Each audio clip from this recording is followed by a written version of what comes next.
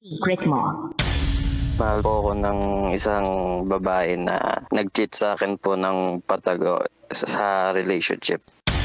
Parang siguro a week lang po kaming medyo nagka-getting to know each other. To be honest po, ako po yung sumagot sa kanya. Siya po yung nanliligaw sa akin doon.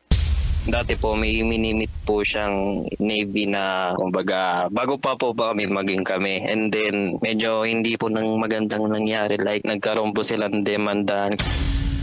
Yung once na medyo naiwan niya yung phone niya kasi may kinuha po. May napansin po ako na parang medyo flirty na conversation po. Talagang nag-investigate po ako kung ano. Then nakilala ko yung guy nga na tama nga yung speculations ko po.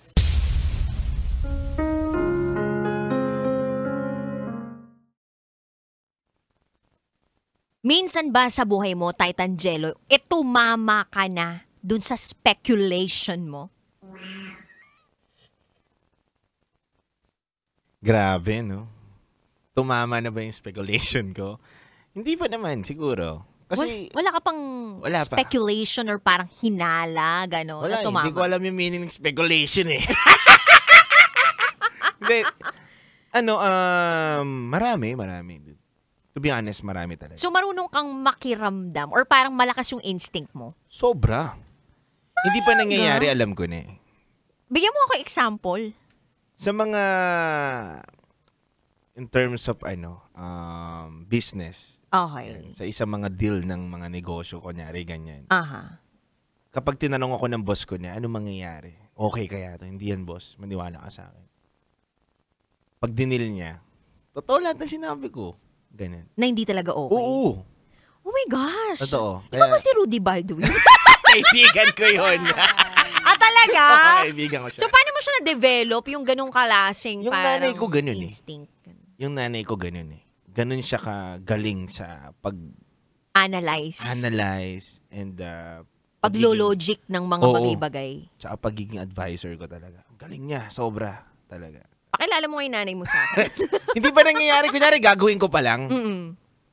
Alam niya na yun. Kinukwento niya na sa mga kapatid ko yun. Tignan nyo, ganito gagawin yan. O, tapos nga, yung resulta malalaman ko na lang na, sinabi ko na yan sa kapatid mo, tama ako eh. Uy, hindi ako totoo. Tapos sasabihin sana mga kapatid ko, sinabi na sa amin ni mami yun. Ganyan daw yung plano mo, ganyan daw yung gagawin mo. Si Lord ba siya? Hindi. Pero may mga ganun siguro talagang tao, yung in touch sila doon sa instinct na meron sila and yung gut na meron sila. Sabi nga nila, yung instinct and yung gut na meron ka, it's a gift from God. And Yes. nasa sa'yo yan kung gagamitin mo yan sa tamang paraan.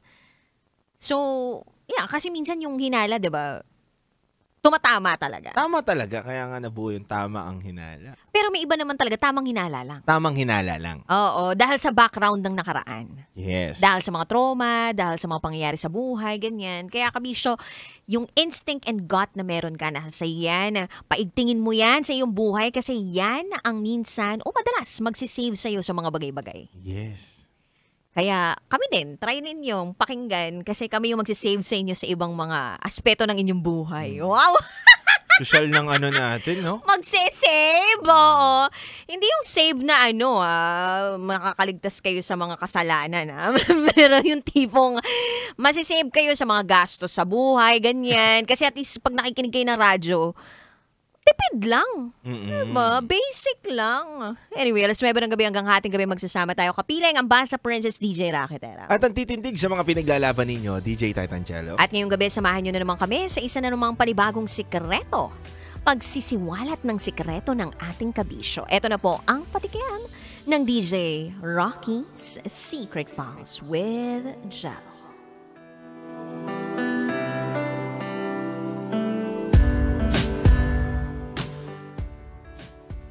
Hinusgahan dahil sa kuko, hindi dahil sa puso. Tingnan ang mga kuko. Malinis, madumi, mahaba, maiksi. Nangangalmot ba? Nahusgahan yung sender natin dahil sa kuko. Hindi dahil sa puso. May libag yung dulo ng kuko, no? Grabe naman yung libag. Oo, may ganun ah. Kung sa bagay, kung wala ka talagang lufa sa bahay, di ba? Oo. Sa banyo ninyo, talagang mano-mano ka na. Papahabain mo yung kuko mo para yun na lang yung panghilod mo ng libag mo.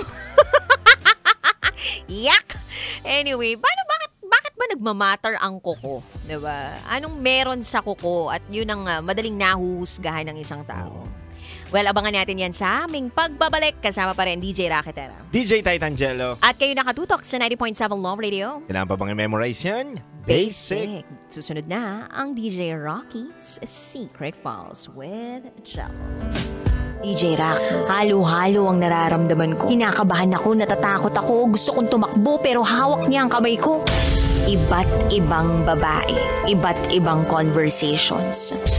Rocky's Secret Files. Your story they never knew existed. Tinuruan niya ako kung paano maging isang mahusay na kabit. Yung puso ko parang sinasaksak sa sobrang sakit. Rocky's Secret Files.